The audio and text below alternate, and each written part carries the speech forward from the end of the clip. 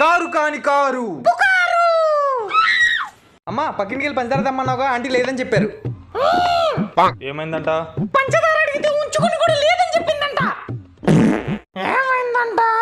పంచదార అడిగితే చంప పగిలిద్దందంట. ఏమైందంట? పంచదార అడిగితే చెప్పెట్టి కుక్కని కొట్టినట్టు కొట్టారంట. ఏమైందంట మాస్టరు? పంచదార అడిగితే చంపాలని చూసారంట. నువ్వు జూమ్ చేసుకోరా. పంచదార కోసం పక్కింటికి వెళ్ళి ప్రాణాలు పోగొట్టుకున్న పసివాడు. ఆ పసివాడు కోసం 2 నిమిషాలు మౌనం పాటిద్దాం.